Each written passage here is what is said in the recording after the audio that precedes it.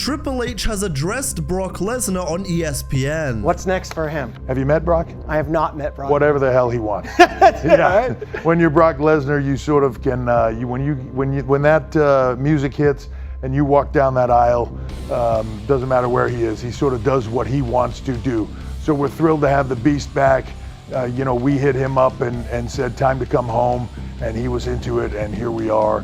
And a massive, massive moment for our WWE fans, something that they thought they wouldn't get to see. WWE's legal department signed off on Brock Lesnar's return in recent weeks. The phrasing that WWE's legal team cleared him being used elsewhere has led to many fans believing that he was cleared of any wrongdoing in connection to the lawsuit, in which he is named but not a defendant, and it turns out that isn't the case, and Janel Grant's legal team expects more could emerge in Discovery. Which is exactly what I thought, but I'm still surprised WWE signed off on this return amidst all of this going on. John Cena also commented on the matter too. He said, quote, "They deal 'em, I play 'em," regarding Brock Lesnar's WWE return. I've been saying the same thing for 25 years. They deal 'em, I play 'em. I'm just really excited. We got like 12 of these things left. I think SummerSlam was an indication from like the audience where everybody kind of knows we're closing our book, and just because I closed my book in December, that doesn't mean that WWE closes its books. They got to continue their programming going forward, so they're just trying to make the most exciting show for the fans, man. For the dozen I got them left, they deal in my plan. Which is a very non-answer answer and a very roundabout way of saying, man, I ain't got nothing to do with what Triple H or Nick Khan did. It has been well known backstage in AEW that MVP dislikes Speedball Mike Bailey. A number of talents say that MVP made that clear and that he didn't want Hurt Syndicate losing to Jet Speed. It hasn't been said if it was in the cards for Hurt Syndicate to lose to Jet Speed, and nobody spoken to knows of a specific reason why MVP has such a dislike for Mike Bailey. There is a further claim that MVP had rubbed a lot of people in AEW the wrong way, resulting in heat, and it's something that has been echoed by a number of talent for the last couple of months. Which, I get the vibe from MVP in all of the interviews and segments that I've seen, that he is simply just a strong personality that stands on business for his boys and don't take no BS. The claim internally in AEW was that the Hurt Syndicate said no to pitches of losing to FTR at both AEW All In and Forbidden Door. Instead, MVP had stated that the team preferred to lose the championships to a younger team. His personal preferences were that of Gates of Agony, the Outrunners, and Private Party. It was noted that the Hurt Syndicate has already beaten all three teams. The frustration from the locker room is that the team are heels who do cool moves, beat up everyone, and give fans high fives on the way out. To which I say, yeah, they're a cool faction that has danced on the line of babyface and cool heels the whole time. And sidebar, MVP is 100% right. They shouldn't be losing the titles to FTR. We've been done that, with all due respect. He's spot on for wanting to put over a younger team. The dynamic within the Syndicate is that MVP is the cocky, brash heel mouthpiece,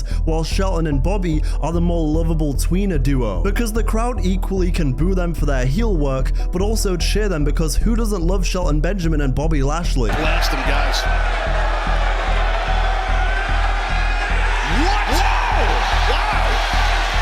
Even in interviews, Lashley has joked about being the nice one in the group who can also hurt people. And MJF has been our scumbag for years, no matter how much of a prick he is in storyline. So the frustration from the locker room just isn't valid for me unless there's more to this story. They've never really been traditional heels anyway, so I don't see why it's a big problem that they pander to the crowd every now and again. Although, alternatively, sometimes MVP seems like he's not entirely happy in AEW. He's spoken in the past about how Bobby Lashley is a former world champion, and that Bobby is such a bankable guy, a guy you can make money from, and now he's only a tag team champion. Even through all of his defiance, I'd like to think MVP is smart enough not to burn the AEW bridge, especially considering that he's burned the WWE bridge with Triple H multiple times. But thankfully, of the numerous people on the AEW talent roster spoken to by Fightful, they said this year was the best they've seen the locker room in years, and that most of the roster just dismissed any issues. This overall doesn't seem like something that can't be dealt with. They should only be losing to an upcoming team at this point. That is the entire reason they said with this retirement tour that they're on, they want to help bring up more talent. Although I'm interested to know why MVP hates Speedball, because how can you not love Mike Bailey? And I think realistically that younger team should have been Jet Speed, but given that whatever the issue is between MVP and Mike Bailey, it's probably not going to be them that they put over. But I want to hear from you. What do you make of this whole situation? Then in breaking news today, WWE Premium Live events are headed to ESPN platforms in the US starting in 2026. WWE PLEs available in the US in 2026 will be held on ESPN's new direct-to-consumer service with select events simulcasted on ESPN linear networks, according to CNBC. The service will go for $29.99 per month or $299.99 per year. ESPN is paying an average of $325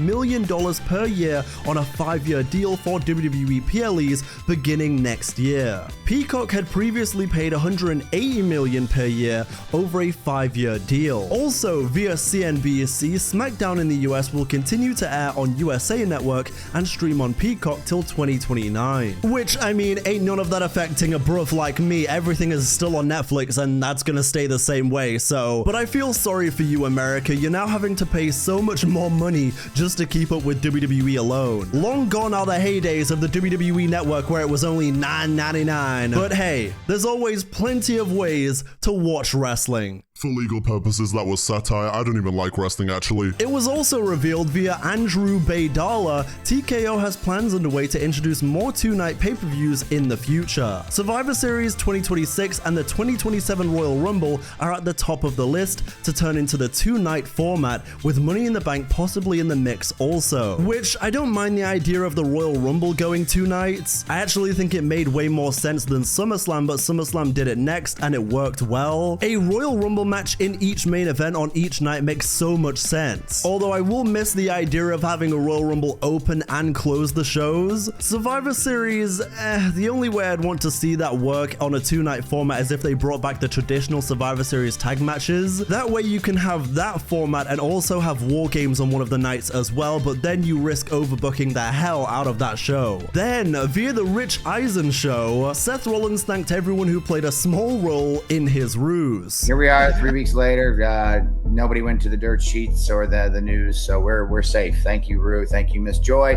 Thank you, Rich Eisen and crew. It was an honor and a pleasure. Oh, please. The payoff was more beautiful than I could have expected. Open doors and held open doors and made the lady who pushed me in the wheelchair at the airport, to everybody who played a small role in this wonderful endeavor. Your additions are appreciated. Yes. Thank you. From the world champion, from me to you, thank you. Guys, we did it.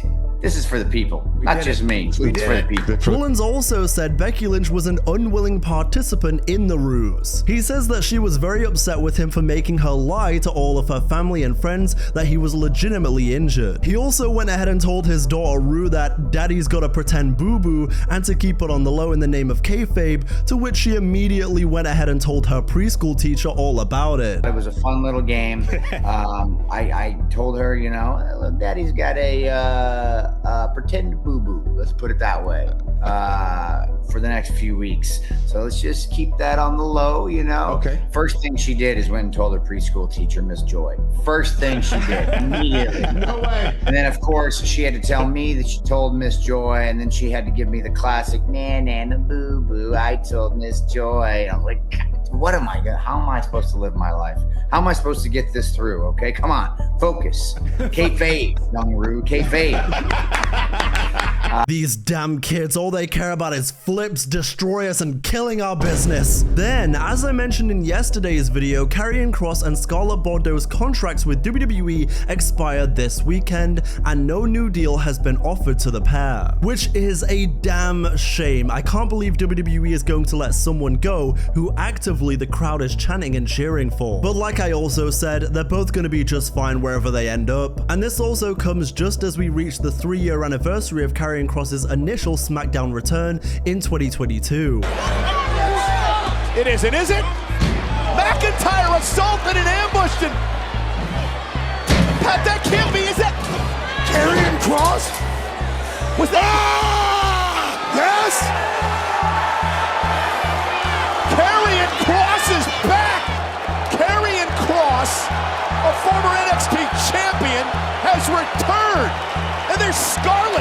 Then, Braun Strowman responded to a Karrion Kross tweet saying, WWE doesn't care about the fans, they care about, quote, nepotism arse kissers and their buddies. I'm gonna be honest with you, Braun, I feel like you did way more in WWE than you maybe should have for a man of your ability, so let's be a little more humble. Also, Tiffany Stratton was on Impulsive this week. She commented on that infamous Charlotte Flair promo where she thinks what she did was justified. Charlotte Flair is Charlotte Flair. She's a legend. And I was the champion at the time. Things were heated. She's very competitive. I'm also very competitive. I'm trying to prove to Charlotte Flair, I can go. I can stand up to her. I'm worthy of this title. So yeah, shit got heated. We both went off script. It happens. I did have to apologize. And that was that. Was it hard? No. I'm someone that can like fully embrace being in the wrong. I had no problem apologizing. Do you believe you were in the wrong? Why are you looking at Greg? It's my PR guy. Yes and no. I think what I did was justified, but maybe I shouldn't have gone that far. But I do feel like I was justified in what I did. Wrestling is tough, man, because in my head I'm like, if CM Punk did this to John Cena, it's fair game, it's just a wild moment. But if it was too personal and crossed the line with Charlotte and more importantly Ashley in real life, then you can't blame her either. Equally, I can kind of see where Tiffy is coming from in terms of it being a wrestling moment and just something that wrestlers do in promo battles, but at least she's aware she maybe went too far. Tiffany also declined to talk about Hulk Hogan on the podcast, so she doesn't get cancelled. All right. Do you want to talk about Hulk Hogan or no? No, I don't. Okay. You know how many times I've been canceled? A lot. Oh, yeah. Let's not. Severe and continuous lapse in judgment. Yeah, you've had a severe and continuous lapse in judgment more than once. Which was definitely the wrong answer. This just makes it look like you liked and supported what he did but don't want to talk about it because it'll rub the internet the wrong way.